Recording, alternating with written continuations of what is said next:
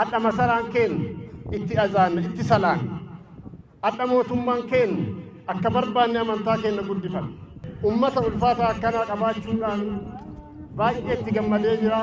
Gammachuu kanarra deebaatiin haa gammada. Allahu akbar. Hunda dura gaafa tokkooman gaafa wal dhagahan beekaa amantii akkanaa qabaatanii walitti deemanii waa akkanaa bituun baay'ee nama gammachiisa. Ummanni keenya kan yaadachuu qabdan sirnoota durii keessatti bara nafxanyaan nu bulchu mirga akkanaan qabnu bara wayyaaneen juuntaan nu bulchutu mirga akkanaan qabnu.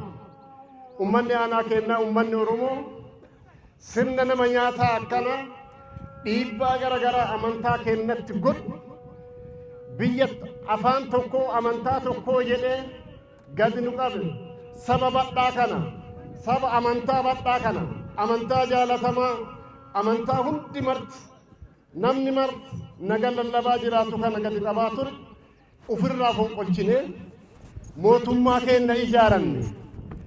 Mootummaa keenya ijaarachuuf ustaaza baay'eetu lubbuu dhabe dargaggeessa baay'ee lubbuu dhabe kana isin himuun barbaachisu ummata keenya. Adda garuu gaafa mootummaa keenya ijaaran mootummaan bakka qara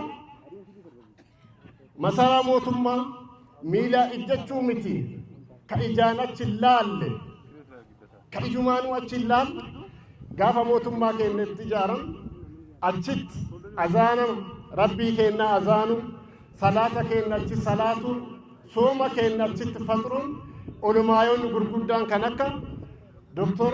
Qamar Hussein ragaanaa bahuu danda'an as jiran waan ta'eef adda masaraan keenya itti azaanna itti salaan adda mootummaan keenya akka barbaanne amantaa keenya guddifan kuni waan mootummaa ofii ijaaranneef mootummaan kun ka ummata islaamaati.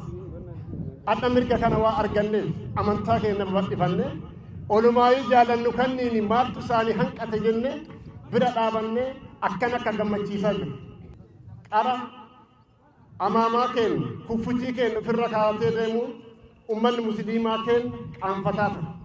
Adda garuu gammachuu guddaadhaan akka barbaanne amantaa keenya babal'ifataa jiru.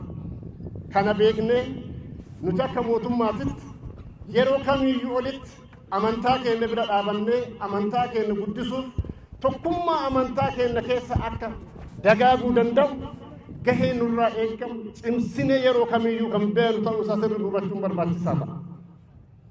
Gaafii hedduu qaba.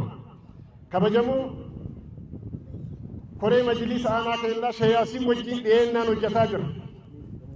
Ummanni musliimaa aanaa Dodolaa keessatti hundeedhaan tokkummaa isaa cimsee amantaa ofii daran cimsachuudhaaf maal gochuu qabna kan jennu sirri waliin mari'ataa jira. Kabajamoof jaalatamoon majlisni godinaa Sheekh Habiib Faat dhiyeennaan mari'atutti jira. Yeroo gabaabaa keessatti kan goon majlisni aanaa qofarra taa'uu osoo hin taane heeraru irratti biiroo qabaachuu qabu. Seerofta irratti biiroo qabaachuu qabu. Iddoo irratti biiroo qabaachuu qabu. Nageellee meeqamaarra biiroo qabaachuu qaba jennee bakka mana itti ijaaratanii bakka taa'anii amantaa keenya itti gadi dhaaban tokkummaa uummata musliimaa itti cimsuu danda'an yeroo gabaabaa keenyatti lafa kenninee fi biiroo isaanii ijaaratanii akka maayibaasiidhaan uummanni keenya cimee tokkummaa isaa cimsee amantaa keenya akka babal'ifatu gochuudhaaf hojii guddaa hojjetaa jira. Kanaaf tokkummaan keenya cimuu qaba. Tokkummaa uummata musliimaa cimuu qaba. Gaafa tokkummaa uummata musliimaa cimu mootummaan keenya hin cima waan ta'eef karaa kanaan akkasitti deemnee hojjechuun barbaachisaadha kan jennu kana qaba.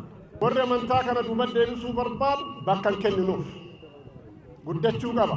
Mootummaa ofii ijaarate waan ta'eef uummanni kun kana yoo goonu garuu cidha barana qabnu kana keessatti mootummaa keessa ofii hundeeffattanii mootummaa keenya irra deebiidhaan filachuudhaan waan amma jalqabame kana caalaatti deemuun barbaachisaa ta'a.